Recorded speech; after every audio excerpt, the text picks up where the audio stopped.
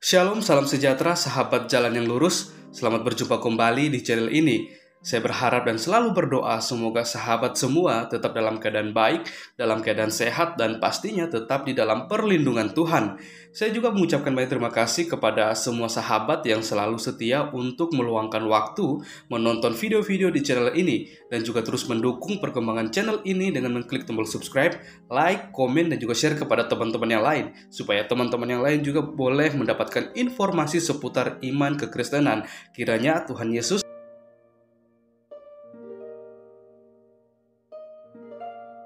Sahabat yang diberkati dan dikasihi oleh Tuhan kita Yesus Kristus, di kesempatan kali ini kembali lagi kita akan bersama-sama menyaksikan serta menyimak keberlangsungan suatu diskusi atau debat antara debaters Kristen atau bisa disebut sebagai apologet Kristen, dan juga bersama dengan Ustadz Suma dan kawan-kawannya. Kita akan melihat bagaimana mereka akan beradu argumentasi dengan data-data yang seharusnya itu bisa dibuktikan kebenarannya. Apalagi Ustadz Suma sudah mengklaim dirinya sebagai ahli Alkitab.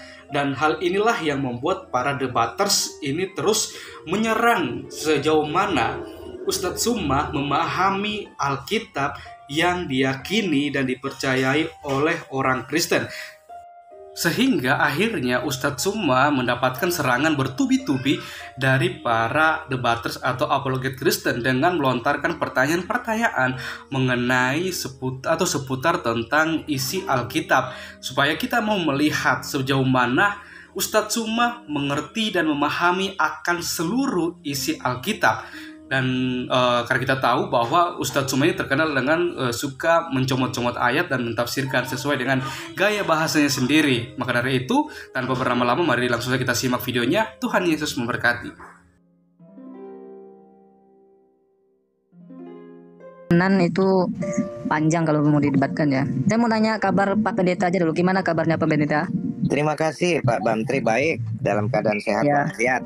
Saya dulu tertarik dengan pernyataan Pak Pendeta ya beberapa bulan yang lalu yang mengatakan Islam itu luar biasa. Islam itu mampu menutupi aib saudaranya sendiri. Dan Pak Pendeta juga waktu itu menyampaikan sering mengikuti ceramahnya Ustadz siapa ya yang dari Makassar itu ya? Dasat Latif. Ya. Ya, Ustadz Dasat Latif. Betul. Ini saya tertarik dan waktu itu juga berdoa lah buat Pak Pendeta yang mudah-mudahan hatinya terbuka, melunak gitu ya, menerima ajaran Islam. Terima itu aja kasih Pak Pendeta. Terima kasih Ya. Pak Bang Tri atas doanya. Salam buat keluarga, dan saya mau tanya Udin gimana kabarnya Pak Pendeta? Masih sehat hubungannya sama Udin ya? Tidak ada komunikasi sama sekali lagi. Saya nggak tahu kabar Udin. Udah nggak usah diurus. Ya. Padahal dulu dekat kali ya sama Saifuddin Ibrahim ya Pak Joshua ya. Konon kabarnya begitu, dalam jejak sejarah juga nggak bisa. Lalu sekarang nggak ini lagi silaturahminya karena ya. Kayak Bang Tri dan Tante Uci lah. Ya. Tidak, kalau Ana orangnya suka ketawa Pak Joshua, jadi nggak suka yang serius gitu. Iya, sama-sama. Silahkan Ustaz Wafi, mungkin ada pertanyaan. Iya, terima kasih Bang Bantri, Mas Dedi dan Uni Rifa, dan Bapak yang saya hormati Bapak Pendeta Joshua Dewu. Terima kasih. Di sini ada sedikit kejanggalan Pak selama saya membaca Bible. Dulu saya setelah sholat baca Quran Pak, sekarang setelah sholat saya baca Bible Pak. Bagus dong. Iya, setelah saya baca-baca, sejauh apa yang saya pahami Pak ya, Yesus itu sebuah nama bagi manusianya. Begitu. Makanya ketika ada perbedaan untuk membuktikan mana roh jahat dan mana roh kudus, itu harus meyakini bahwa Yesus datang sebagai manusia. Berarti nama Yesus itu nama yang disematkan oleh manusianya. Pertanyaannya Pak, kenapa yang dituhankan ketika sudah kembali kepada Bapa itu kok tetap nama manusianya? Padahal kita tahu manusianya mati 3 hari, manusianya lemah, butuh kekuatan malaikat dan lain sebagainya. Bahkan di banyak ya episodenya itu ya, yang makan ikan goreng lah dan lain sebagainya. Kenapa yang dituhankan justru nama yang disematkan manusia itu tidak kembali kepada dulu, bahwa orang-orang Yahudi dan murid-murid awal Yesus menyembah yang namanya Yehova. Seperti itu Pak pertanyaan saya. Baik. Monggo. Jadi pertama Pak, nama Yesus itu telah ditetapkan sebagai satu-satunya nama di kolong langit ini yang olehnya semua manusia diselamatkan kalau berseru kepada nama itu sebagai nama di atas segala nama. Nama yang diyakini dapat menyelamatkan. Artinya bukan nama itu saja, di balik nama itu ada karya indah, agung dan mulia dalam penebusan manusia berdosa. Supaya, bukan, saya tidak pernah gunakan penebus dosa manusia. Saya orang yang bertolak belakang dengan 99% narasi Kristen yang dibangun bahwa Yesus penebus dosa manusia. Saya mengatakan Yesus penebus manusia dosa. Bukan dosanya yang ditebus, tapi manusianya yang ditebus. Itu misi dibalik karya agung di Golgota. Nah, kenapa nama itu tetap dibawa sampai ke sorga? Karena nama itu telah dipatenkan, tidak ada nama lain. Nama yang dijanjikan kepada semua manusia, supaya barang siapa yang berseru kepada nama itu, diselamatkan. Lalu pertanyaannya, bagaimana dengan Yehova? Sebenarnya Yehova itu tidak asli Alkitab, termasuk Yahweh. Ya, apakah pakai H atau tanpa H? Yang ada di perjanjian lama, kalau orang-orang teolog mau jujur, itu yang ada hanya 4 huruf mati yang dikenal dengan istilah tetragrammaton, YHWH, tanpa pemanjangannya. Itu jadi semacam inisial dari sang pencipta. Jadi YHWH itu ya. Nah, itu sebabnya kalau Anda baca Alkitab, dikatakan bahwa itu bukan nama yang ditetapkan untuk menjadi nama yang menjadi pokok keselamatan, bukan. Karena ada nama yang akan diberikan. Nah, ketika dia turun dalam keadaannya sebagai manusia dan dia memberi namanya sendiri dalam eksistensinya sebagai manusia penyelamat itu dengan nama Yesus, maka nama inilah yang menjadi nama paten dalam soal keselamatan, Pak. Itu. Kalau Anda periksa naskah perjanjian lama, naskah perjanjian baru, tidak ada nama lain selain nama Yesus. Sedangkan YHWH bukan nama. Bahkan orang Yahudi dilarang untuk berseru kepada nama itu, inisial itu. Kenapa? Karena orang tidak tahu bagaimana mengucapkannya sebenarnya. Nama itu tidak untuk diucapkan, tidak untuk diserukan. Makanya orang Israel asli, orang Ibrani, tidak berani memanggil dengan Yahweh, ya, tapi memanggilnya dengan Adonai. Adonai Elohenu, Adonai Echad. Seperti itu, bukan Yahweh. Belakangan itu muncul istilah itu untuk memudahkan penyebutan YHWH dalam berteologi. Tapi itu kemudian tidak disadari menjadi kerancuan bagi banyak orang. Nah, jadi seperti itu, Pak Ustadz.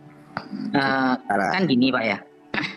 Ketika Bapak menjawab bahwa nama Yesus adalah nama yang telah dijanjikan sebagai penebus manusianya, sehingga nama itu menjadi abadi sampai dituhankan, padahal di konsep awal Yohanes 1 nomor 1 itu justru yang menjadi otoritas yang utama itu bukan logosnya, Pak, yang akan diberi nama Yesus, tapi Allahnya.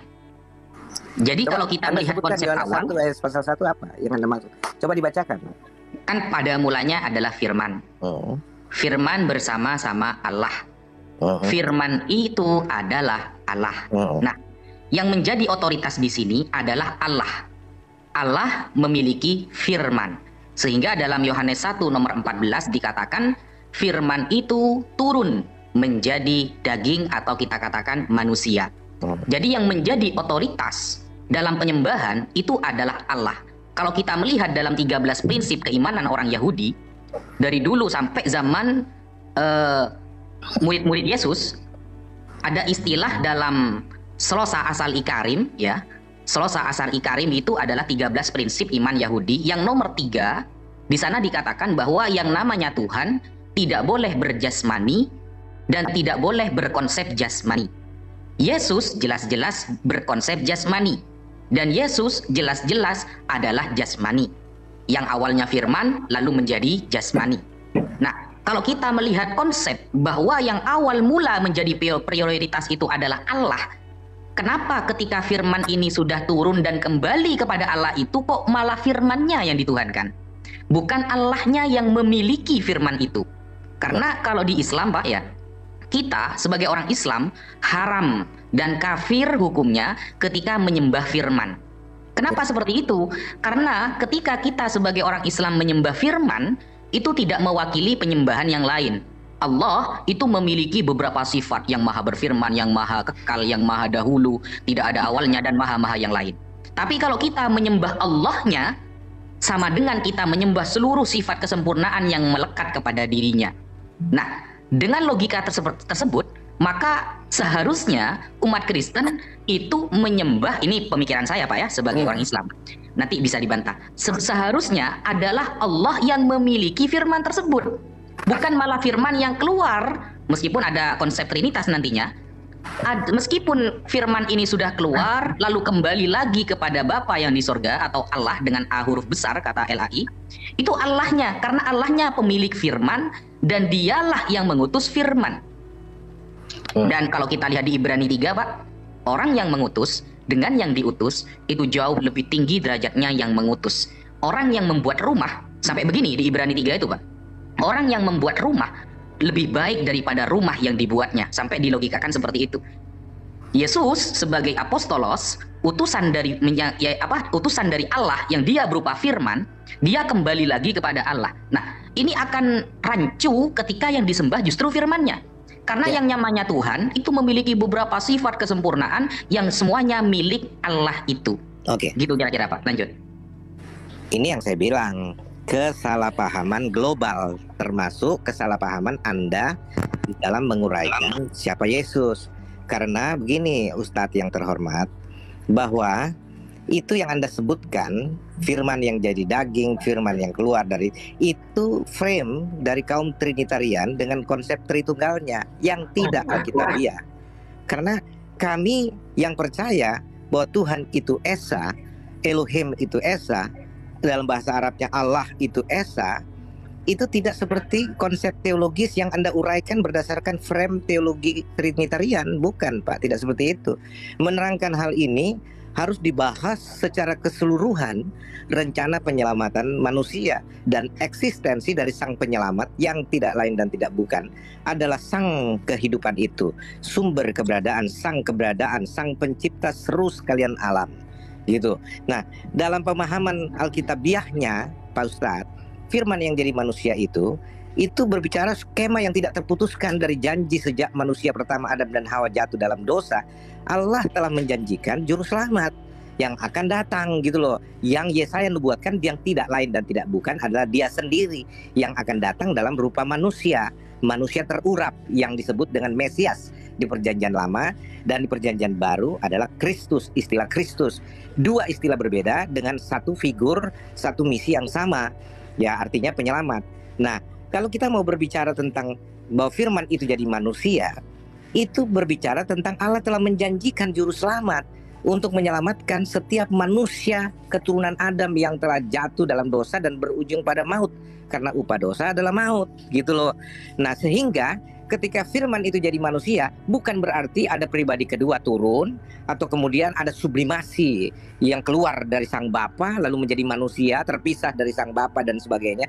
Itu konsep teologi Tritunggal yang triteistik. Kalau saya mau katakan, kalau saudara-saudara saya orang Tritunggal tidak terima, saya katakan bahwa Tritunggal itu berbasis triteistik, ya mereka sebenarnya harus kembali kepada skenario yang dikatakan Tuhan telah menggenapi janjinya. Jadi firman yang telah menjadi manusia itu artinya Pak, janji tentang penyelamatan lewat seorang juru selamat, yaitu Dia yang diurapi, yaitu Dia sendiri yang datang dalam keadaannya sebagai manusia, itu telah tergenapi di dalam diri sang Mesias yang diberi nama Yesus. Jadi tidak ada bicara ada pribadi lain yang kemudian dituhankan, tidak. Dia dari sononya memang Tuhan. Dia Tuhan yang menyatakan dirinya dalam rupa manusia. Gitu Pak Ustadz. Oke, lanjut Bang Zuma.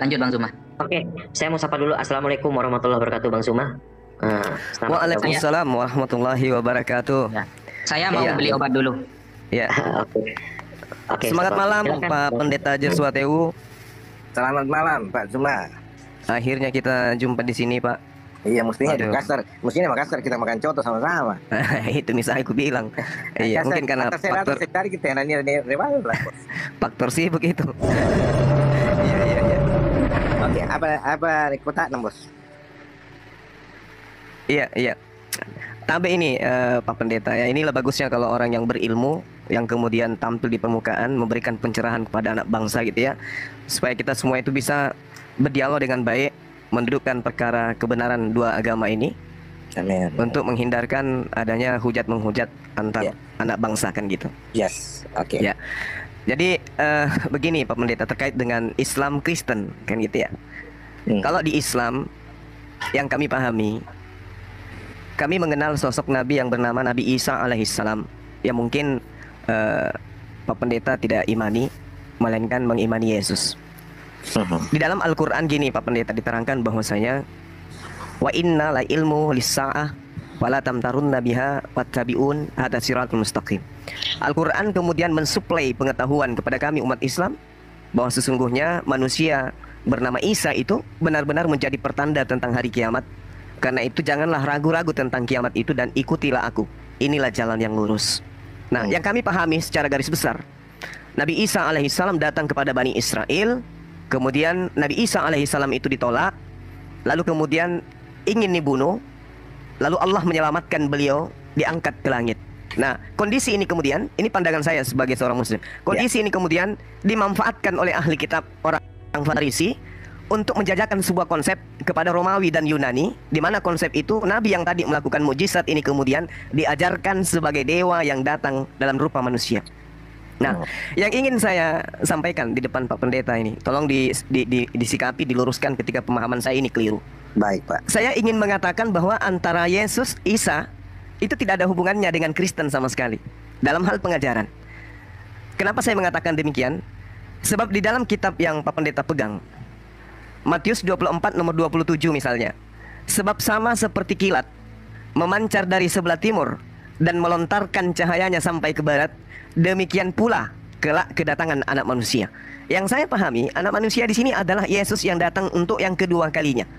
Artinya bahwa ketika matahari itu terbit, cahaya itu bersinar atau kilat itu kemudian memancarkan cahaya dari timur ke barat, maka seluruh makhluk yang hidup, dalam hal ini manusia, akan melihat dan mengetahui dan tersadarkan itu bahwa utusan Tuhan Sang Mesias Yesus yang kami sebut Isa alaihissalam sudah datang untuk yang kedua kalinya, sehingga dunia ini kemudian menjadi terkesima dengan kejadian itu. Karena ini adalah pertanda sesuai dengan Al-Quran, pertanda akan datangnya hari kiamat, maka manusia seluruhnya akan tersadarkan dengan adanya cahaya yang terlihat dari timur sampai barat ini. Tapi yang terjadi kemudian adalah yang disampaikan kepada kita dari teman-teman Kristen, tapi kami hargai itu adalah iman. Datangnya Yesus ke padang pasir pada saat ada ahli kitab bernama Paulus, orang Farisi, yang dia sendiri dengan orang-orang yang ada sekelilingnya yang melihat Yesus datang. Padahal kedatangan yang kedua itu belum. Nanti setelah cahaya itu bersinar dari timur ke barat, yang kedua kali menurut Al-Quranul Karim. Tapi ternyata ketika Yesus mengatakan, berpesan, jangan kau mendengarkan, jangan kau mendekati, jangan kau percaya ketika ada orang yang berkata ada Mesias di sini, ada Mesias di sana, jangan kau percaya, kata Yesus. Tapi ternyata penilaian saya, pengakuan Paulus mengaku bertemu Yesus, siapakah engkau Tuhan, akulah Yesus yang kau aniaya, itu di luar konsep yang diajarkan oleh sosok Nabi yang datang kepada Bani Israel. Ajaran yang ditambah-tambahkan menurut saya sehingga melahirkan konsep Kristen. Ini pandangan saya Pak Pendeta. Karena Anda orang berilmu, tentu memahami hal yang saya sampaikan. Saya mohon untuk dicerahkan, khususnya kepada saya yang mungkin salah dalam menilai itu. Silakan. Baik, saudaraku Pak Suma, saya sangat menghargai, sangat menghormati pemahaman akidah Islam yang Anda sebutkan tentang Isa Al-Masih yang berlandaskan Al-Quranul Karim. Saya tidak membantahnya. Artinya itulah kepercayaan Islam berdasarkan kitab suci Al-Quran. Nah, hanya jikalau Anda kemudian memparalelkan antara Al-Quran dan Alkitab seolah-olah itu satu warna, dan disinilah persoalan tafsirnya, bahwa apa yang Anda katakan atau dengan penuh rasa hormat, apa yang Anda kutipkan berdasarkan ajaran Al-Quran itu tidak diajarkan oleh Alkitab. Iman Kristen berdiri di atas bukan mitos para Yahudi, ahli Taurat dan orang Farisi, bukan. Iman Kristen dibangun berdasarkan kitab suci Alkitab Perjanjian Lama sampai Perjanjian Baru. Kitab Kejadian pasal 1 ayat 1 sampai dengan Wahyu 22 ayat 21. Nah, tidak ada kita mendirikan iman kami di atas story atau hikayat atau mitos yang ada di sekitar para Yahudi, orang-orang Farisi, ahli Taurat, termasuk seperti yang Anda bilang tadi Pak Suma, soal konsep tentang Yesus itu dijajakan, ditawarkan kepada bangsa Romawi, ya, dan itu mitos yang berkembang pada saat itu, dan kemudian diparalelkan dengan Paulus adalah orang yang kemudian mengajarkan konsep yang salah. itu sendiri. Nah, itu sebabnya saya katakan bahwa kalau kita berbicara mengkombinasi atau memixkan, mencampur adukkan antara pemahaman Al-Quran dan Alkitab, kita akan dikaburkan dengan hal itu. Dominasi Islam dalam soal pemahaman Isa Al-Masih yang menganggap bahwa Isa Al-Masih itu adalah Yesus dan memaksa Alkitab atau orang Kristen harus mengaminkan apa yang diajarkan Al-Quran, disinilah letaknya kekeliruan itu, saudaraku.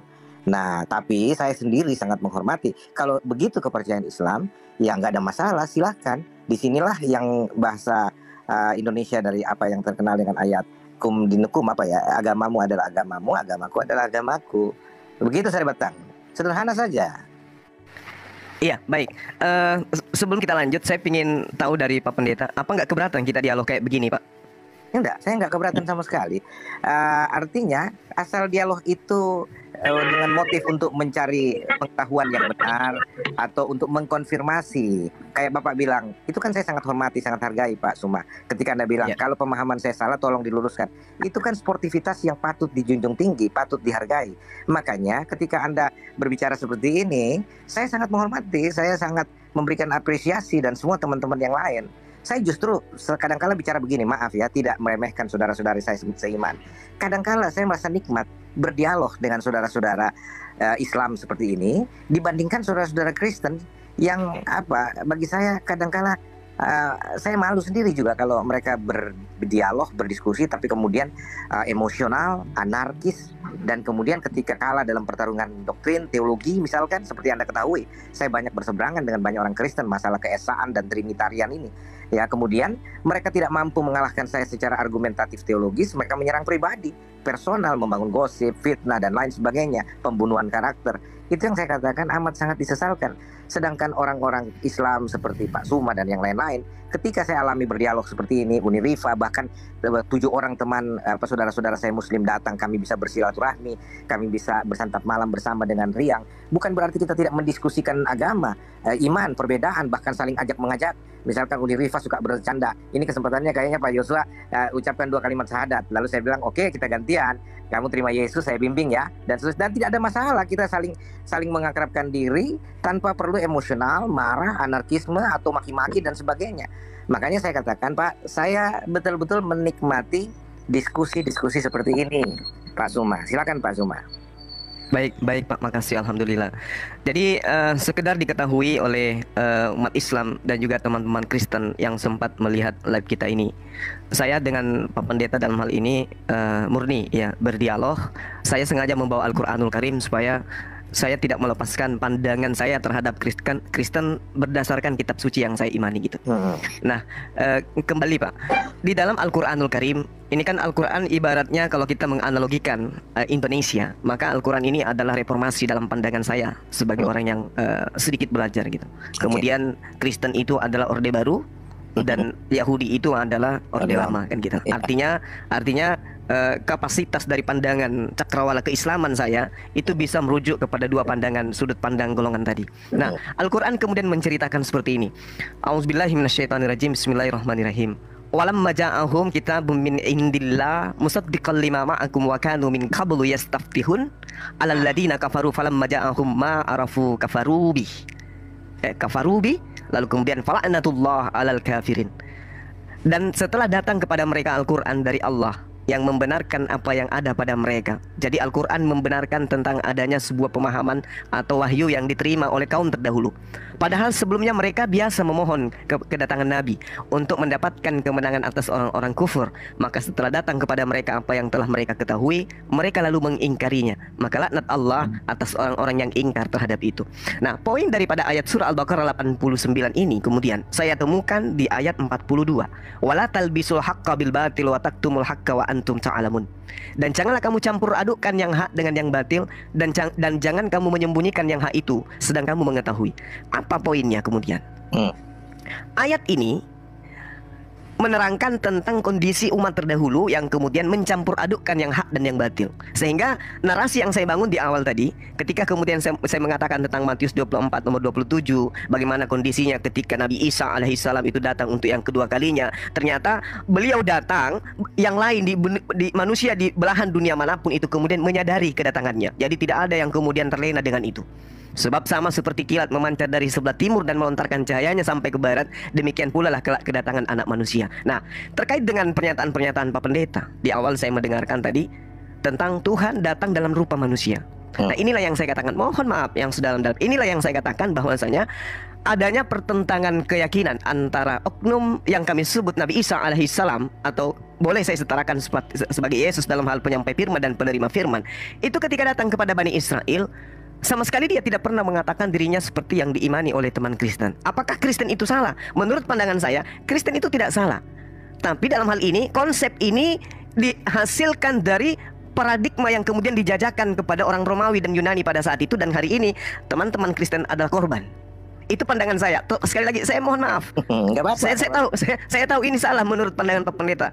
Ini salah pasti. Tetapi izinkan saya untuk mengurai bahwasanya Kekristenan ini yang kemudian disebut di Antioquia pertama kali adalah sebuah karya yang dibangun oleh ahli kitab, orang-orang Farisi, kemudian yang menyeberangi lautan dan menjelajahi daratan untuk mentobatkan orang-orang non-Yahudi masuk ke dalam agama yang kemudian dibuat oleh Alkitab, sebagaimana yang diterangkan dalam Matius 23 nomor 15 itu. Karena Yesus acap kali begini, Pak. Saya belajar gitu loh. Belajar bertahun saya mencari di mana titik celah membebaskan teman-teman Kristen dari apa yang kemudian Yesus sangkakan kepada ahli kitab. Saya mencari di mana saya bisa meloloskan ini dalam perspektif pandangan saya sendiri, bukan golongan ataupun kelompok.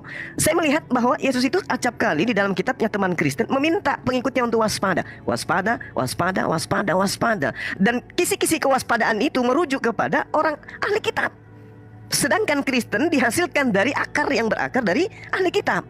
Lalu kemudian saya selalu mencoba untuk menyambung-nyambungkan antara konsep yang Yesus ajarkan kepada ahli kitab dengan ajaran Kristen hari ini. Tapi sama sekali saya tidak menemukan adanya korelasi itu, Pak. Yang ada pertentangan. Contoh nih, ketika Yesus mengatakan lebih mudah langit dan bumi itu lenyap daripada setitik dari hukum Taurat itu dibatalkan. Kristen kemudian dengan kasihnya, dengan agamanya yang baik, itu lahir dari sebuah pemahaman bahwasanya dengan matinya Yesus di atas tiang salib, maka dia telah membatalkan hukum Taurat bersama dengan segala ketetapan yang ada di dalamnya. Akal saya nggak bisa terima itu, Pak. Ketika Yesus mengatakan tidak setitik pun dihilangkan sebelum bumi dan langit ini lenyap, kemudian muncul agama yang mengatakan semuanya itu lenyap hanya dengan propaganda tentara-tentara Romawi. Rupanya ya, silakan. Sorry, silakan. Saya nggak lupa poin-poinnya, Pak Suna. Jadi begini, Ustaz. Jadi narasi yang Anda bangun berdasarkan perspektif Islami yang Anda yakini, itu sebenarnya kalau kami katakan tadi, itu hak Anda untuk membangunnya, membangun narasi seperti itu. Tapi di dalam kultur Kristen pun, bahkan sejak awal tidak seperti itu. Kekristenan tidak dibangun atas propaganda atau hasil kinerja menjajakan konsep yang keliru terhadap Romawi dan kemudian jadi Kristen. Tidak seperti itu. Karena kekristenan itu dibangun berdasarkan nubuatan bahwa ada umat baru yang akan dibangun oleh Sang Mesias. Dalam kitab Yeremia itu dikatakan. Jadi kekristenan itu lahir dari penggenapan nubuatan itu juga, pengikut Kristus. Dan kami tidak pernah mengklaim kekristenan itu sebagai agama. Hanya dia mengadaptasi di setiap negara yang punya aturan hukum yang berbeda.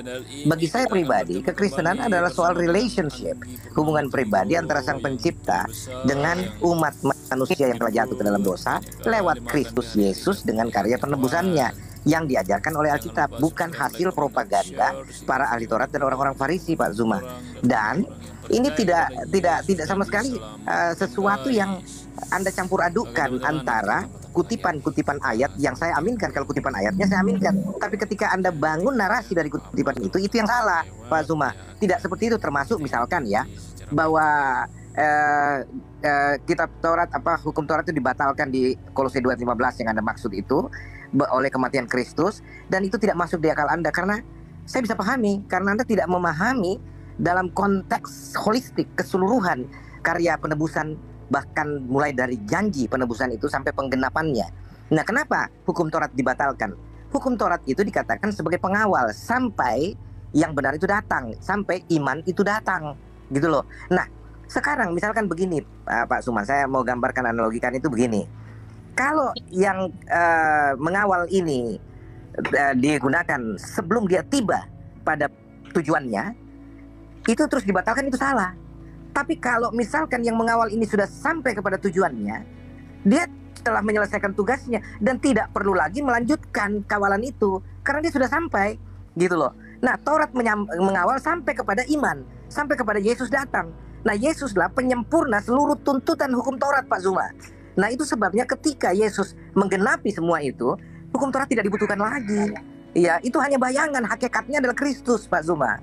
Gitu. Nah, kalau kita mau bicara ini secara detail, kita memang butuh waktu beradaptasi. Jadi bagi saya, Pak Zuma, itu hukum Taurat itu seperti brosur untuk sebuah apartemen yang akan dibangun misalkan, ya. Nah, brosurnya dikasih tahu ini sekian, begini. Makanya seluruh hukum Taurat itu dengan tradisi simbolik, ibadah simbolik Israel itu kayak brosur bahwa Mesias yang akan digambarkan itu harus dijaga janji itu dengan ibadah-ibadah simbolik. Nah, ketika brosur tentang apartemen itu diedarkan, apartemen itu belum ada. Ketika apartemen itu sudah selesai dan menyerahkan kunci, brosurnya nggak dibutuhkan lagi, nggak perlu dilanjutin lagi, Pak Zuma. Gitu loh, kita tinggal masuk dan menikmati apartemen itu. Kira-kira seperti itu analoginya, Pak. Oke, baik. Sekali lagi saya minta maaf yang sedalam-dalamnya ya Pak Pendeta. Ini pandangan saya sebagai seorang Muslim ya Pak ya. No problem. Bukan, alhamdulillah, Masya Allah. Jadi gini, sangat menarik dengan paparan dari Bapak gitu ya. Tapi beda pendapat itu adalah hal yang wajar kurasa. Nah, pandangan kami sebagai seorang Muslim ya, sekali lagi sebagai seorang Muslim, lalu kemudian keterbukaan agama Kristen itu untuk dipelajari, lalu kemudian amanat agung untuk memberitakan Injil kepada siapapun. Lalu kemudian instruksi dari Al-Quran kepada saya untuk belajar gitu, membawa saya pada kondisi di mana saya belajar tentang Bible. Meski dalam pembelajaran itu kemudian ternyata menurut sudut pandang teman-teman Kristen, saya salah, saya keliru, saya kemudian tidak sesuai dengan Alkitabiah menurut pemahaman. Itu wajar itu, karena saya bukan seorang Kristen. Yeah. Tapi izinkan saya berpendapat di dalam hasil penemuan pelajaran saya ini, proses belajar mengajar saya yang saya alami. Yeah. Nah, ketika kemudian dalam pandangan Islam ada yang dikatakan persaksian, kesaksian iman, kesaksian tentang Tuhan, kesaksian diri sebagai hamba Tuhan, kesaksian diri sebagai utusan Tuhan. Itu juga saya temukan di dalam kitabnya Pak Pendeta, Yohanes 17 nomor 3. Nah, ini masih ada uraian rangkaiannya dengan uraian kita tadi. Inilah hidup yang kekal itu, yaitu bahwa mereka mengenal Engkau satu-satunya Allah yang benar, dan mengenal Yesus Kristus yang Engkau utus. Ini adalah cerminan Taurat, kesempurnaan Taurat. Ada yang mengutus, ada yang diutus.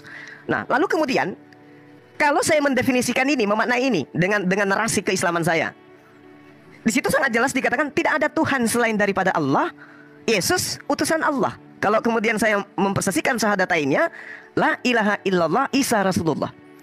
Pandangan saya sebagai manusia biasa nih yang memiliki akal, ketika saya bertanya pada diri saya, apakah makna dari ayat ini di situ adalah 3 menjadi 1, atau 1 menjadi 3, atau 1 kemudian tetap 1, tetapi pada prinsipnya dia menjadi 3. Nah, inilah yang kemudian yang masih berputar-putar di kepala saya. Yeah. Sedangkan dalam poin ini, hidup kekal itu mendudukkan pribadi Yesus dalam cakupannya dia sebagai manusia, sebagai utusan. Poinnya adalah dia mengakui orang-orang Yahudi ketika ingin hidup kekal, dia kudu wajib hukumnya mendudukkan perkara ini dengan serius, bahwa Yesus itu hanya sekedar utusan Tuhan. Nah, saya dibingungkan dengan adanya kitab Yesaya 63 nomor 9 yang mengatakan bukan utusan, bukan duta. Sedangkan Yesus mengatakan dirinya adalah utusan.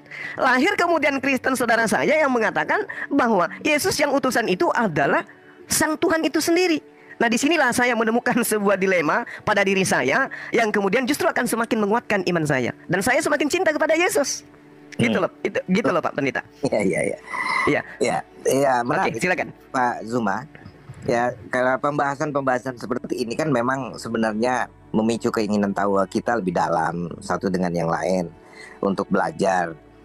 Cuman yang saya mau katakan kepada Pak Zuma bahwa kalau Anda mengatakan bahwa itu membingungkan dan tidak pernah ada narasi yang mengatakan Yesus harus disembah, misalkan contohnya ya, dia hanyalah seorang utusan. Dalam kapasitas tertentu termasuk pengakuan atau syahadat Anda bahwa Allah itu yang wajib disembah sedangkan Yesus adalah utusannya, itu nggak salah dalam konteks tertentu gitu. Tapi kalau kita mau bicara kembali kepada Grand Master atau semacam masterpiece dari rencana penyelamatan itu yang dijanjikan oleh Allah sendiri, yang mana Dia sendiri yang akan datang, dan itu bukan ajaran ahli kitab, itu nubuatan yang sudah dilakukan. Dan perjanjian baru bukan Paulus yang mengajarkan itu pertama, tapi murid-murid Yesus ya, yang salah satunya Thomas, yang menunjukkan dengan sikap verbalnya, dengan perbuatannya, sujud menyembah dan mengaku bahwa Yesus Tuhan, Yesus Allah, dan Yesus tidak pernah menolak penyembahan apapun terhadap dirinya walau dia masih dalam kapasitas manusia saat itu ya. Karena apa? Memang Dia Tuhan, Dia Allah yang tengah dalam keadaan sebagai manusia dalam misi penyelamatan yang tidak mungkin Dia lakukan kalau Dia dalam keadaannya atau eksistensinya sebagai Allahu Akbar, Allah yang maha besar, Allah yang maha perkasa. Itu tidak mungkin. Karena siapa yang dapat bertemu dengan Tuhan muka dengan muka kalau Dia tidak dihanguskan? Dia lebih panas dari matahari berbanding berapa juta kali misalkan. Dia lebih dingin dari es. Dia pencipta seru sekalian alam. Sehingga untuk penyelamatan manusia, Dia perlu menjadi manusia. Dan itu konsep yang Alkitab sendiri bangun, dan Dia sendiri yang mengatakan hal itu. Nah, kalau kita tanya, kenapa Allah bisa jadi manusia? Apa yang tidak bisa Allah lakukan, Bang Suma? Segala sesuatu tidak ada yang mustahil, termasuk dalam konsep penyelamatan yang Dia prakarsai sendiri. Konsep penyelamatan itu bukan manusia yang memprakarsai, bukan Yesus secara terpisah dari Allah, tapi Allah sendiri yang memprakarsai, menginisiasi bagaimana menyelamatkan manusia yang telah jatuh dalam dosa. Karena Dia tidak menginginkan kematian orang berdosa, melainkan pertobatannya agar mereka kembali ke jalan rencana yang telah ditetapkan supaya mereka diselamatkan. Nah, Allah membenci dosa, Yesus membenci dosa, tetapi mengasihi orang berdosa. Itu sudah prinsip baku dalam kekristenan, Pak Suma. Sehingga kita perlu melihat ini rancangan secara global. Tidak ada tubrukan. Dalam kapasitasnya Dia sebagai manusia penyelamat seperti yang dinubuatkan. Ada beberapa ayat di Alkitab yang mengatakan hal itu. Bahkan dalam 2 Timotius 3 ayat 16 itu, 1 Timotius 3 ayat 16 itu, itu mengatakan bahwa Dia telah menyatakan dirinya dalam rupa manusia. Dan penyembahan coba Pak Suma kalau belajar Alkitab sungguh-sungguh, adakah Yesus pernah menolak penyembahan kepada Dia? Tidak ada, Pak. Dia menerima penyembahan itu karena memang Dia Tuhan, Dia Allah. Seperti itu contohnya.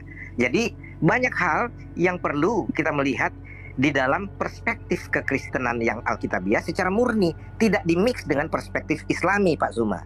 Tapi dengan demikian juga saya tetap menghormati, dan inilah kekayaan tafsir di ruang pencari ilmu, para pencari ilmu seperti Pak Suma dan teman-teman. Sehingga orang-orang dengan motif yang benar untuk mengkonfirmasi apa yang mereka punyai lewat pertanyaan-pertanyaan yang lahir, itu harus diapresiasi, apapun model pertanyaannya, gitu. Dan saya sangat senang karena punya pengalaman akhirnya berbicara dengan Pak Suma yang orang gambarkan kasar, brutal, dan sangat anarkis sebagai pengejek Kristen. Tapi saya alami dengan Pak Suma nggak seperti itu. Orangnya santun, orangnya bijak. Kita cuma pernah clash informasi ketika di YouTube pernah mau direncanakan live, tapi kemudian setelah semua kesepakatan dengan Zulkifli kalau saya nggak salah, itu kemudian dibatalkan karena saya menginginkan Pak Suma live on cam, tapi Pak Suma katanya nggak mau. Persoalannya cuma di situ. Lalu kemudian saya tidak lagi beredar-edar. Tapi ketika memang saya dalam kapasitas tidak bisa on cam dan tidak bisa memaksakan diri juga yang lain on cam, ya enggak masalah. Saya berbicara begini pun saya lihat bahwa ternyata teman-teman juga berbicara secara santun, menunjukkan bahwa Anda itu orang-orang Islam yang berpendidikan, punya ilmu, punya marwah yang layak diapresiasi, dan saya senang akan hal ini, Pak Suma. Baik Pak. Mungkin Pak Pendeta masih ada waktu barangkali, atau ada kesibukan, atau masih bisa dialog sedikit, Pak? Pak, saya izin sebentar aja, saya akan balik. Mohon maaf karena mobil saya ternyata mengganggu ada parkiran di depan. Anak saya mau pulang, jadi mobilnya mesti keluar. Saya ambilkan dulu ini. Sebentar aja, Pak. Saya jeda sebentar ya. Mohon maaf ya Pak Suma dengan teman-teman. Baik. Saya akan kembali ya. Baik, terima kasih Pak Joshua. Halo Pak JT. Iya. Sedikit ya teman-teman. Pak, kami di Kalibata nih Pak. Iya, Kalibata sama Uni ya. Oke. Sorry. Sorry. Oke, silakan.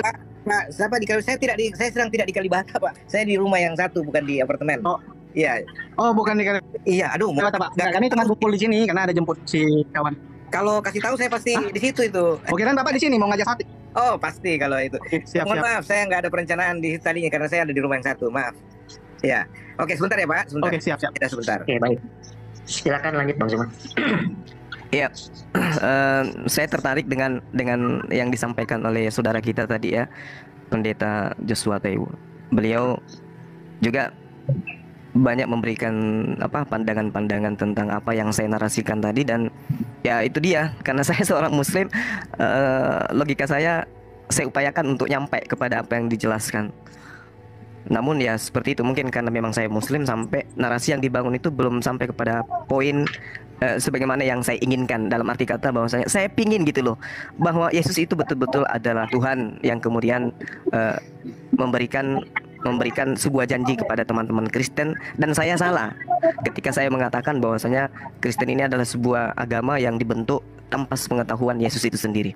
Nah, mungkin nanti kalau misalnya Pak Pendeta yang kita hormati ini masih mau hadir, karena beliau saya yakin beliau nggak nyangka kalau akan berdialog dengan kita sampai sejauh ini.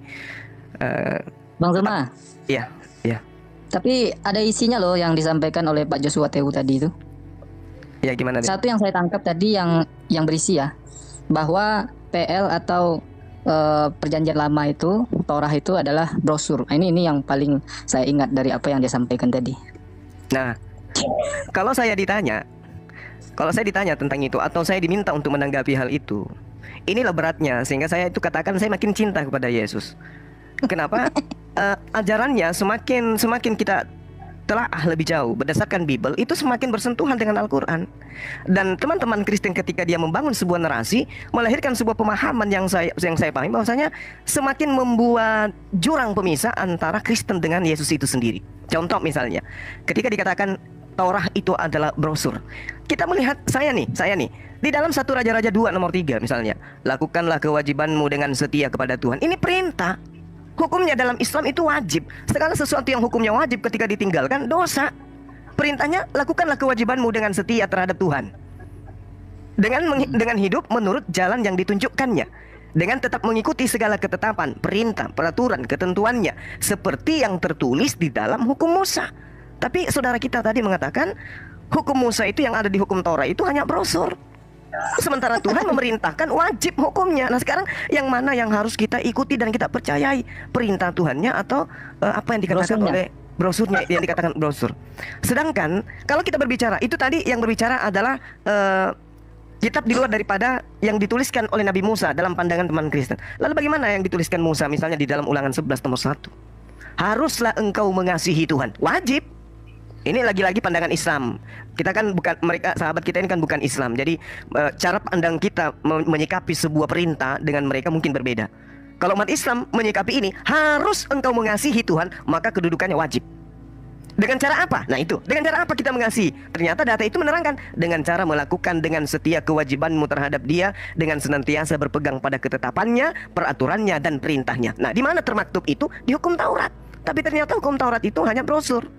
Nah iya, makanya kalau ada kawan-kawan yang mengatakan tadi tidak ada poin yang bisa diambil dari apa yang disampaikan oleh Pak Pendeta Joshua Tewu itu, saya tegaskan lagi, ada poinnya tadi ya, bahwa PL itu adalah brosur. Nah, mungkin tahun 2024 nanti jadi spanduk. Ya, terus gini, teman-teman. Kan? Adinda, tolong sedikit dari saya gitu ya. Nah, untuk menyelisih apa yang kemudian diterangkan di dalam 1 Raja-Raja 2 nomor 3, Ulangan 11 nomor 1, atau kita tambah satu poin Yosua 1 nomor 7, bagaimana kemudian perintahnya kepada Bani Israel agar jangan menyimpang ke kiri dan ke kanan, melainkan tetap teguh terhadap pengajaran Musa.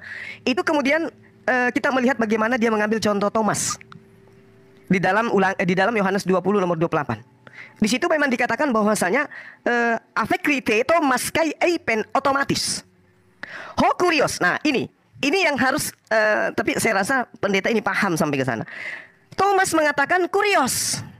Artinya kalau dia mengatakan kurios dan juga mengatakan theos, sama sekali itu tidak merujuk kepada Yesus. Kenapa saya mengatakan di sini? Karena jelas sekali pada data Yohanes 20 nomor 28 ini, kata kurios dan juga kata theos ini itu menggunakan bentuk nominatif.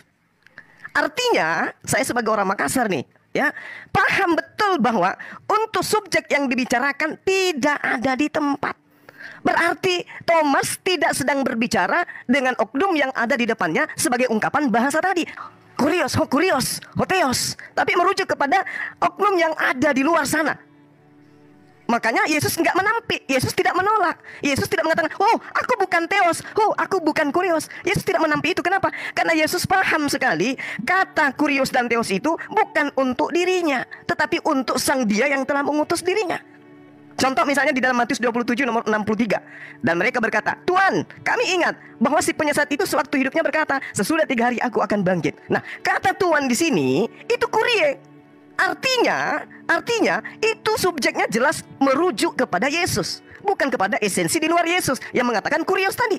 Ini kurie artinya merujuk kepada dirinya. Maka akan berubah kemudian dari nominatif ke vokatif. Dan saya rasa seorang pendeta terpelajar seperti Pak Pendeta Joshua itu pasti ngerti. Bukan kurios, tapi kurie yang harus ditujukan kepada Yesus ketika Thomas mengatakan, oh Yesus itulah Tuhannya, Yesus itulah Allahnya, Yesus itulah pencipta langit dan buminya. Tapi faktanya tidak. Dia mengatakan kurios, bukan kurie. Dia mengatakan teos, bukan kepada teon dan seterusnya. Ini artinya bahwa Yohanes 20 nomor 28, Yesusnya ada di depan Thomas. Sementara kenapa Thomas tidak mengatakan kurie, malah mengatakan kurios?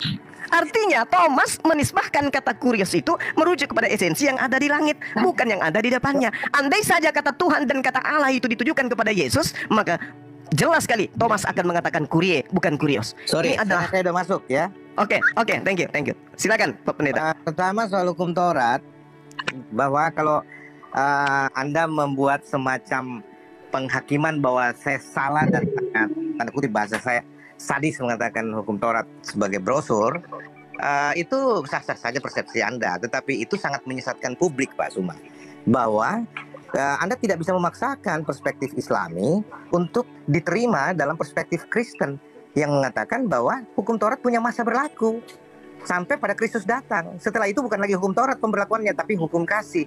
Dan perintah itu harus dilakukan sampai yang dinubuatkan dalam hukum Taurat itu tiba, yaitu Yesus.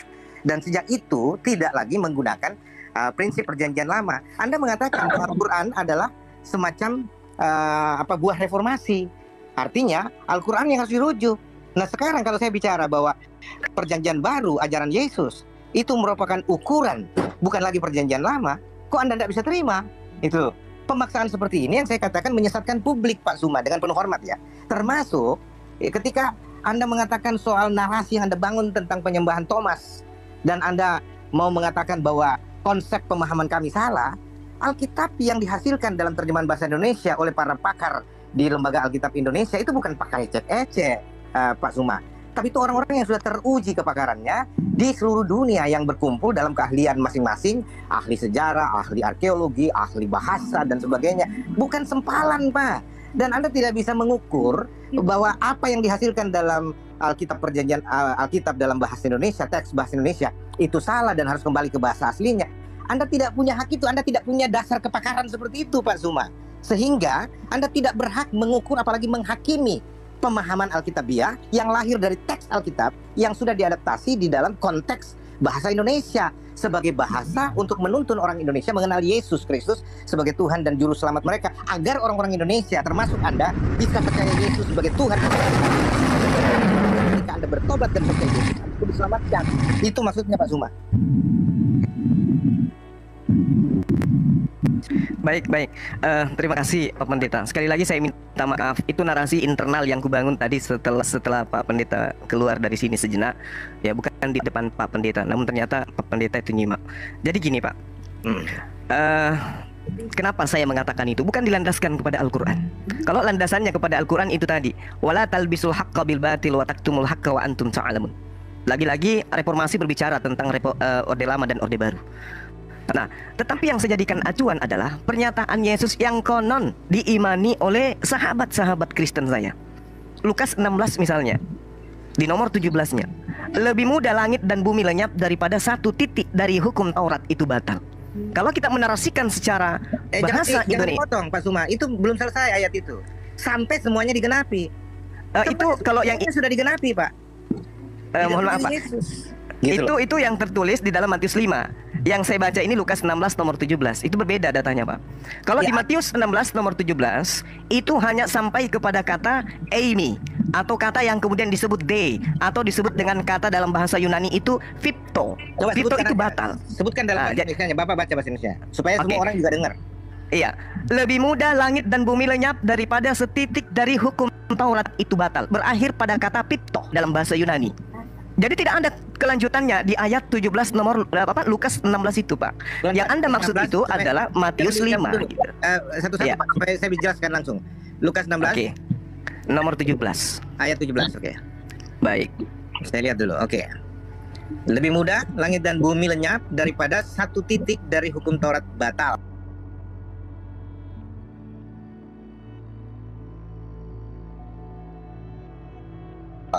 Oke. Terus Matius 5 ayat 18 padanannya.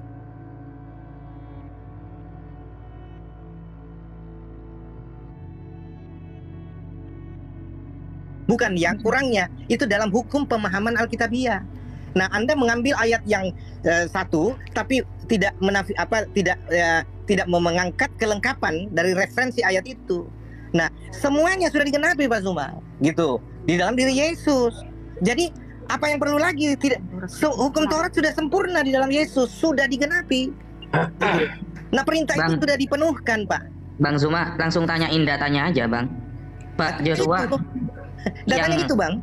Enggak, sampean tadi mengatakan kalau ada dua ayat berbeda, satu lengkap dan satu itu kurang, harus pakai yang lengkap itu datanya pakai apa gitu? Apakah ada ilmunya? 18 itu, Pak. Matius 5 ayat 18 itu, mulai dari ayat 17 itu kan tadi Bang Suma merujuk ke situ. Tapi tidak dibaca selengkapnya. Ayat yang bersamaan dengan itu harus diambil yang lengkapnya. Dikatakan sini, ayat 17 mengatakan, coba ya. Saya tanya ilmunya, Pak, bukan ayatnya. Kalau ayatnya kita mungkin lebih hafal gitu. Saya tanya ilmu untuk membandingkan ketika ada dua ayat, satunya lengkap, satunya kurang, harus dipilih yang lengkap. Itu validasi dari siapa gitu? Validasi dari hukum orang-orang Kristen memahami firman Tuhan. Gitu loh, Pak. Nah, Anda mau cari datanya apa? Data itu kalau bicara ada ayatnya apa enggak? Itu loh. Ini ayat kita tunjukkan. Gitu loh. Lanjut dulu, Bang Zuma. Setelah kalau ini Anda ambil ayat yang hanya sebagiannya, padahal ada ayat lain yang menerangkan itu, ya, padanannya itu tidak lengkap, Pak. Itu tidak fair namanya. Lanjut dulu, Bang Zuma. Setelah ini saya minta waktu. Kok bisa nggak lengkap gitu? Aneh juga gitu. Kok waktu kanonisasi? Bukan begitu kok, Julius. Bukan tidak lengkap. Kenapa nggak disingkirkan saja? Kan ada kesempatan saat kanonisasi untuk menyaring mana yang masuk. Oh, tidak begitu cara berpikirnya. Karena apa?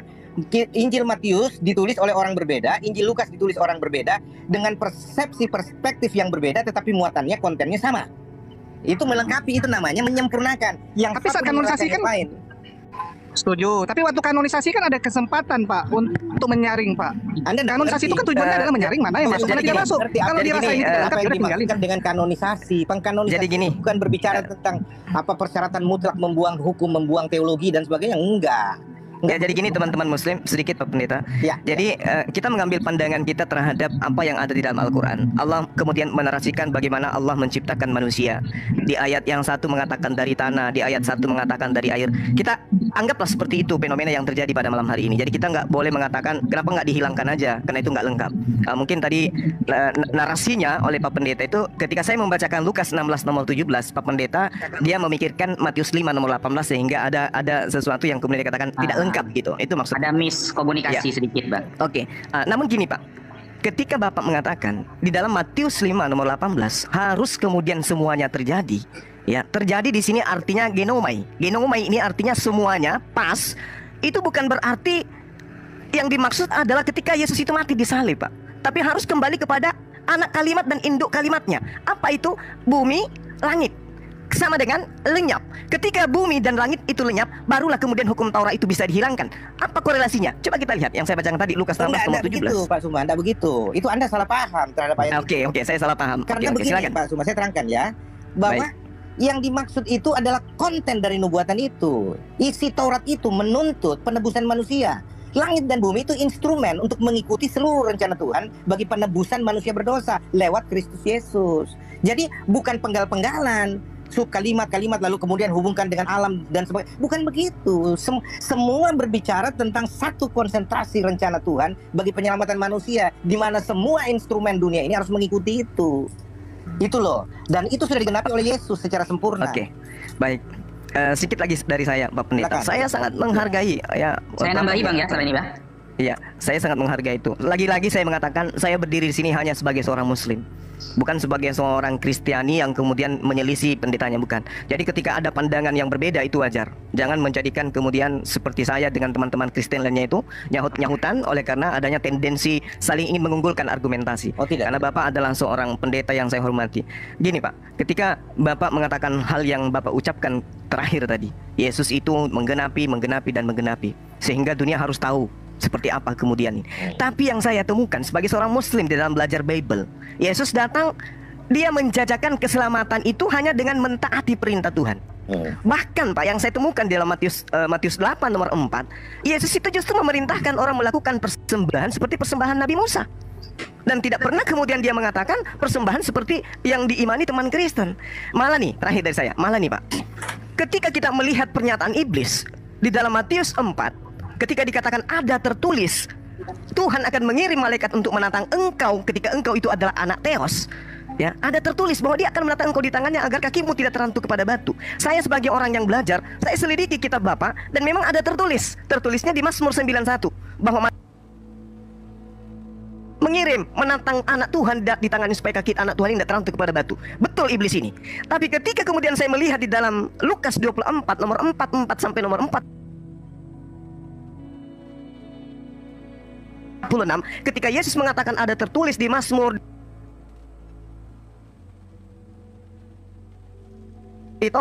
tertulis di Mazmur di Torah, tertulis di Mazmur di Torah,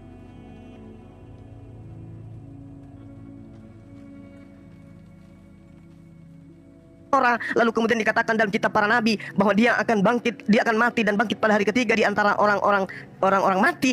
Saya cari bolak-balik Pak dari Kejadian sampai Wahyu, saya tidak menemukan itu tertulis. Artinya gini, iblis itu lebih akurat pemberitaannya daripada apa yang dikatakan oleh Yesus. Atau Lukas dalam memberi catatan ini tidak menemukan data itu di dalam kitabnya orang Yahudi, sehingga ada ketimpangan yang terjadi. Nah inilah makanya saya katakan ketika Bapak mengatakan kesempurnaan itu adalah ketika Yesus itu sudah disalibkan di atas tiang salib. Saya tidak menemukan poin-poin ini kecuali dari iman Kristen yang harus saya hormati, yang saya harus junjung tinggi bahwa itu adalah konsep keyakinan, nggak boleh diganggu-gugat. Tapi dialog itu harus tetap dibangun. Saya kira begitu Pak Pendeta dari saya. Lukas 24 nomor 44 sampai nomor 26 itu mungkin besok hari atau lusa atau tahun depan Pak Pendeta masih mau berdialog dengan saya.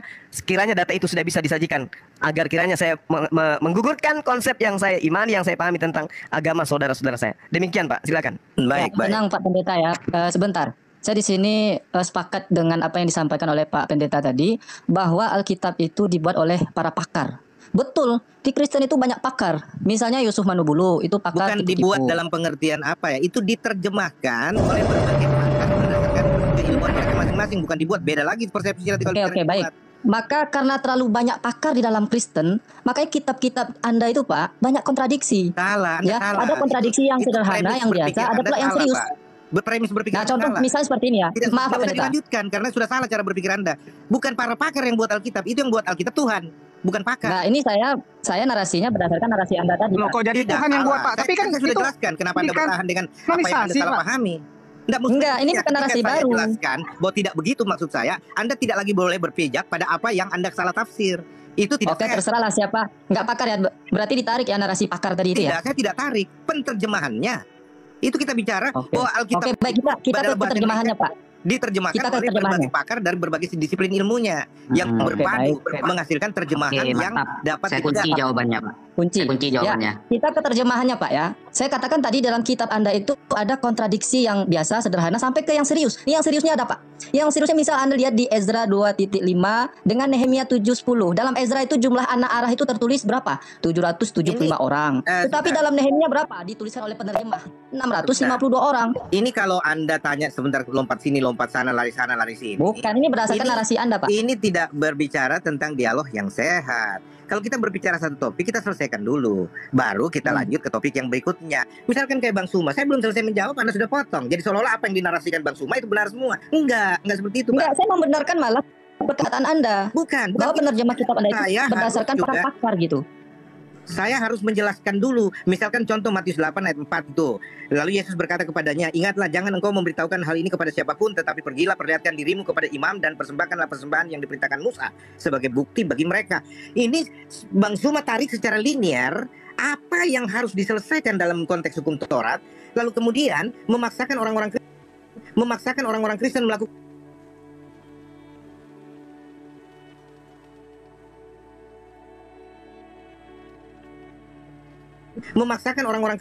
itu.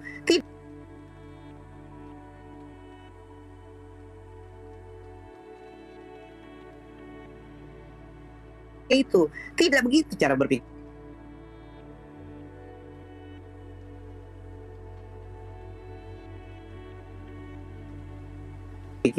tapi cuma menerangkan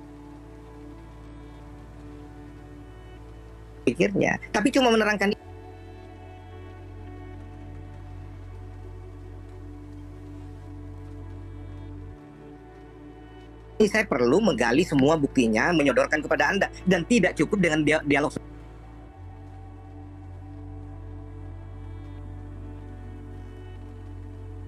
seperti ini, Pak. Nah, itu sebabnya ini diskusi seperti ini hanya untuk kita memberikan semacam pemahaman-pemahaman bahwa kekristenan itu sedikit Pak ya. Tadi saya sedikit hampir tergugah loh Pak dengan pernyataan jenengan yang sangat saya hormati ketika jenengan mengatakan Yesus Tuhan gara-gara Yesus membiarkan murid-muridnya menyembah Dia. Itu di ayat mana itu Pak? Saya kok baru tahu itu. Yohanes 20 ayat 28 Pak, 27 ayat 28. Ketika Thomas sujud dan mengakui bahwa Yesus Tuhan, Yesus Allah dengan menyebut Yesus ya Tuhanku, ya Allahku. Dan Yesus meneguhkan penyembahan itu dengan berkata, karena kau sudah melihat aku, maka engkau percaya. Tapi berbahagialah mereka yang tidak melihat namun percaya. Percaya apa? Apa yang diakui. Seperti itu. Itu konsep pemahaman Kristiani berdasarkan Alkitabnya. Oke, tidak apa-apa Pak. Itu sangat saya hormati jawaban jenengan Pak. Bapak Pendeta Jesua pernah baca original teksnya nggak Pak? Yunaninya? Saya mau kasih tahu, tidak ada gunanya Anda mau menyeret soal baca teks aslinya atau apanya semuanya. Karena semua bahasa Indonesia ini dalam terjemahan Alkitab itu bersumber dari bahasa asli yang sudah dikomunikasikan oleh para pakar bahasa di Lembaga Alkitab Indonesia yang kami percayai, yang sudah mewakili kontekstualisasi berpikir untuk orang-orang Indonesia bisa memahaminya. Konteksnya adalah bahwa orang bisa dibawa kepada pengenalan akan Tuhan secara baik dan benar, dan juru selamat tunggal selain Yesus tidak ada. Temanya itu. Kalau Anda perluas ke segala macam, itu nggak ada gunanya. Kalau Anda bilang begini, harus bahasa asli. Tidak semua orang Arab percaya Al-Quran. Padahal itu bahasa asli dari Al-Quran, dari bahasa Arab. Contohnya, orang Ibrani, bahasa Perjanjian Lama. Tidak semua orang Ibrani percaya Yesus, percaya Yahweh misalkan. Soalnya pun Yunani. Jadi tidak ada korelasinya pertanyaan Anda, Pak. Soalnya gini Pak, kalau kita sampai tidak tahu bahasa aslinya, meskipun sudah diterjemah para pakar, ini akan menyebabkan miskomunikasi Pak. Maksudnya miskomunikasi begini loh. Miskomunikasi bagaimana Pak? Berarti Anda juga harus meragukan terjemahan Al-Quran. Bentar Pak ya, saya jelaskan ya. Begitu perkembangannya Pak. Ini Pak, kalau sampai di dalam Yohanes ya 20:28 itu dimaknai menyembah Yesus, berarti dalam Kejadian 23 nomor 7 di sini dikatakan begini Pak. Kemudian bangunlah Abraham lalu sujud kepada Bani Het. Nah, ini kalau kita lihat antara original teks Kejadian 23 nomor 7 dengan Yohanes 20:28 itu sama menggunakan kata dalam Yunani ini Pak ya, proskuneo. Proskuneo ini bukan menyembah menjadi dituhankan Pak. Tunggu dulu Pak. Itu enggak bisa tunggu dulu. Beda konteksnya Pak. Anda tunggu dulu. Iya, saya jelaskan dulu Pak ya. Anak tangga Anda mau paksakan dengan anak manusia, itu enggak sama kata anak, tapi tidak bisa dikenakan dengan semua konteks. Itu yang saya bilang kata Anda. Di dalam Yunani, kata sembah Yohanes dan Kejadian itu sama menggunakan proskuneo Pak. Ya. Nah, ini maknanya bukan penyembahan sebagai Tuhan Pak. Ini maknanya bersujud untuk penghormatan, karena kalau dimaknai penyembahan sebagai Tuhan, maka miskomunikasinya Abraham sedang menyembah Bani Het nanti Pak. Karena di sini sama-sama menggunakan original. Karena di sini sama-sama menggunakan original teks proskuneo. Original teks proskuneo Pak. Tidak bisa Anda linear seperti itu Pak. Tidak bisa Anda mengeneralisasi kata proskuneo untuk semua konteks. Bisa dengan berbagai macam konteks. Ada, monggo disodorkan Pak. Di mana saya harus bukti bahwa Yunani proskuneo itu bisa bermakna sujud penghormatan sebagai Abraham kepada Bani Het, dan sujud bermakna penyembahan sebagai Tuhan. Di mana datanya itu Pak? Alkitab, datanya adalah Alkitab. Baca seluruh Alkitab supaya Anda paham dengan baik dan benar. Saya mohon Oke, maaf. Pak. Saya mau beli obat dulu, Pak. Lanjut. Saya sudah ditunggu, Pak. Mohon maaf karena ini berkembang. Saya tidak. Tadi mau beli obat terus. Ini saya jual selompak nih, Bang. Wafi. Iya. Oke, Pak Pendeta Joshua Teu. Terima kasih banyak Pak atas kehadirannya di sini. Ya. Saya mewakili adik-adik saya Bang Suma, mengucapkan banyak terima kasih. Saya juga Sama-sama. mengucapkan terima kasih kalau kita Baik, berbicara Pak, baik. seperti ini semata-mata hanya untuk bertukar pemahaman Ya, betul, saja. betul. Gitu. Iya, iya, benar, Dan benar, Pak. no Ya, personal feeling ya, no hard feeling. Yes. Terima kasih oke. Pak Joshua. Siap. Sering mampir Pak ini ya Pak Joshua ya. Baik. Terima kasih Pak Joshua. Mohon maaf Pak ya. Sama-sama Pak. Iya. Saya juga Sering-sering mohon ke sini maaf. Pak. Nih, siap. Kita bisa ngobrol lebih jauh nanti ya. Oke. Oke, Mohon maaf baik, kalau Pak. bicara, Baik. ya. Terima Sehat kasih. selalu Pak Pendeta. Baik, baik. Sama-sama Bang Suma, Tuhan berkati. Sama-sama. Shalom. Iya, siap. Salam. Terima kasih Pak Joshua Teu ya. Makasih Pak. Sehat selalu di sana Pak Joshua Teu. Oke, silakan lanjut. Gimana? Kaki Wafi udah dapat obatnya belum? Dari tadi beli obat terus. Iya. Saya udah Soalnya- jalan selompak nih. Saya bandingkan ya Yunani dalam Yohanes 20:28 dengan kejadian 23 nomor 7 itu sama-sama menggunakan Yunani proskuneo. Itu artinya sujud penghormatan seperti iblis kepada Adam. Ini bukan bermakna penyembahan kepada Tuhan. Karena kalau sampai dimaknai penyembahan berarti Abraham sedang menyembah Bani Het dalam kejadian. Kan tambah gabrul nantinya. Kalau saya tanyakan mana perbedaan proskuneo penyembahan sebagai Tuhan dan penghormatan, malah Pak Pendeta tadi suruh baca kejadian sampai Wahyu. Ya mending saya beli bodre kalau gitu. Lanjut. Aki Edi, admin bisa nggak diundang si Mikana ke sini? Bisa nggak? Nggak bisa nih karena diundang, nggak mau dia Uti aja. Ini Rifa masuk. Putih mau. Saya lagi masuk Bang Tri, Uni mau coba masuk, dia udah janji kemarin. Kata dia kalau Uni masuk ke room dia naikkan Uni selama 15 menit, tanya 3 pertanyaan. Ini lagi antri ini di tempat Mikana dol-dol. Aku rindu kali dengar ketawanya si Mikana ini yang kayak misteri Gunung Merapi itu. Bukan rindu nangis ya lo? Kok rindu ketawa bukan nangis ya? Rindu nangis. Oh, Ini nangis. Uni lagi antri, ini dia udah ngomong kemarin. Nanti Uni selama 15 menit. Ya. Kalau Bang Tri mau ikutlah di belakang Uni antri yuk. Nanti 3 menit, 15 menit kita bertanya 3 pertanyaan. Oke, siap. Gitu ya. Bang Tri di belakang Uni aja. Dibatasi memang 15 menit aja. Ini macam dokter Ini spesialis anak ya dia. baru Iya. nyoba TikTok nih. Baru nyoba TikTok, ternyata seru juga ya ngetawain Oten di sini. Ada satu season lagi, thank you Brighton. Iya, kirain di YouTube doang yang enak ngetawain Oten ini, ternyata di YouTube lebih seru lagi. Oke, Ya. selamat malam, thank you Brighton, selamat gabung. Selamat malam bro. Ya malam. Iya, suaranya kecil. Suaranya kecil gitu. Aduh, headsetnya mungkin bisa dilepas atau itu. Malam. Aduh, suaranya noise, Frankie. Coba saya mute dulu. Suaranya itu noise itu. Ada kresek-kresek gitu bunyinya. Mungkin headsetnya itu. Coba buka lagi mic-nya. Di perbincangan. Ya malam semua Pak Dedi Wijaya. Malam. Pak Malam bro. Gus. Ini Kristen Bang Bang apa? Kristen. Kristen. Oh, Kristen ya. Iya. Ya, Kristen. Ya. Jadi sebelum lebih jauh kita berdiskusi, saya mau tanya dulu ke kawan saya yang Kristen ini ya. Anda percaya Yesus itu sama dengan Isa apa tidak? Nah, karena kan berbeda pendapat juga ya antar Kristen gitu. Nah, si Frankie, Bang Frankie, Anda percaya Yesus Isa itu sama apa beda? Coba silakan. Iya pastinya kalau kita melihat dari sudut pandang kita masing-masing, dari saudara-saudara Muslim pasti memiliki pemahaman tentang sosok Isa, dan kami sebagai orang Kristen juga memahami Yesus itu sebagaimana adanya, dia adalah Tuhan. Kira-kira begitu. Saya nggak nanya Tuhan loh Pak. Yang saya tanyakan Yesus Ya. dan Isa itu sama apa tidak gitu. Ya.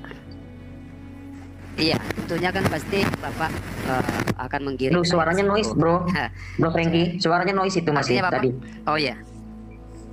Jadi Bapak pasti menggiring saya untuk memberikan satu pemahaman atau memaksa, mengintervensi saya untuk bisa menjadikan atau menyamakan Nah pengertian. ini agak susah diajak bicara Isa. lebih dalam nih ya. Saya baru bertanya udah dituding aja, udah difitnah aja. Saya bertanya kok nggak memaksa. Jawab aja, Isa dan Yesus itu sama atau tidak? Nah, jadi gini, konsep kekristen pasti berbeda. Ya, gitu. Beda ya berarti ya? Karena Pasti kalau kita melihat dari konsep Anda terlambat. ceritanya di Al-Quran Silakan. dan Alkitab itu memiliki definisi yang berbeda. Kayak gitu. Satunya lahir di pohon kurma, satunya lahir di kandang Bethlehem. Nah, itu pas jawabannya. Yang lahir di kandang itu siapa? Ya, itu kalau pemahaman secara Kristiani, Yesus lah yang dilahirkan di kandang Bethlehem. Yesus itu siapa? Isa Al-Masih. Ini pertanyaan yang kira-kira saya tidak bisa menjawab. Anda hanya menggoreng Nggak bisa saja. Cuma Enggak. berterima kasih ya Pertanyaan karena simpel aja kayak gitu ya. gini bang, enggak. Anda punya pemahaman tentang Yesus kayak kita TK ya, kayak anak TK. Padahal Bapak udah punya channel orang ribuan bahkan dikasih koin itu 2,3K lah. Artinya Bapak udah memahami tentang Saya nggak nyadar loh, saya udah siapakah dapat itu Yesus. 2,3. Oh iya, saya semua baca di sini. Jadi gitu. artinya begini, Bapak punya pertanyaan itu pertanyaan yang tidak membutuhkan saya untuk menjawab gitu. Tapi saya Enggak, sangat karena apresiasi saya itu suka bertanya dari jawaban-jawaban apa yang saya tanya itu.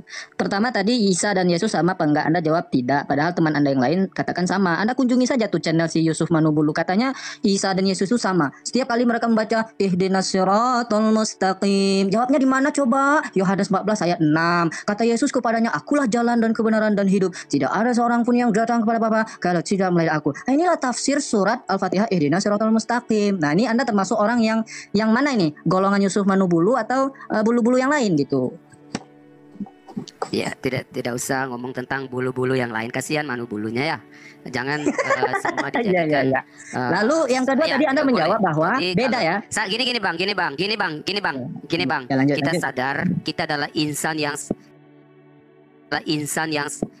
insan yang lemah. Kita ini manusia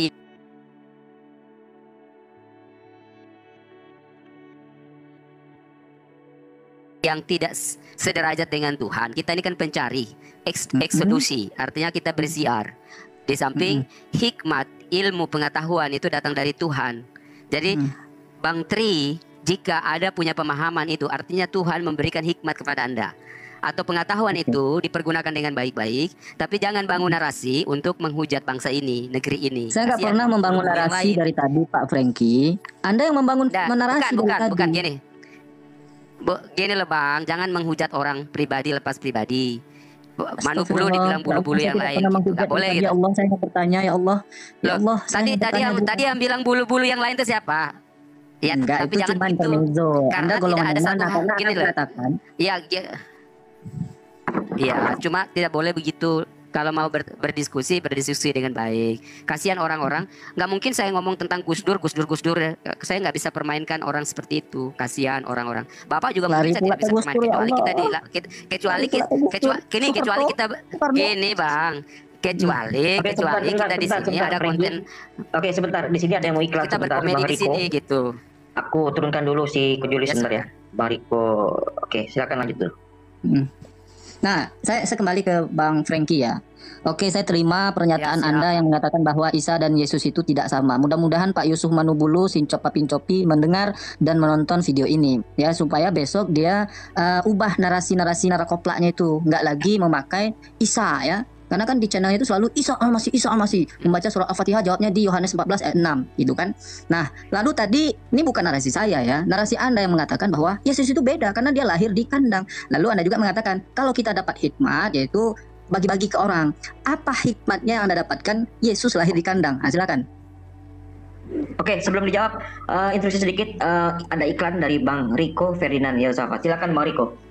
Baik, terima kasih Dedi. Assalamualaikum warahmatullahi wabarakatuh.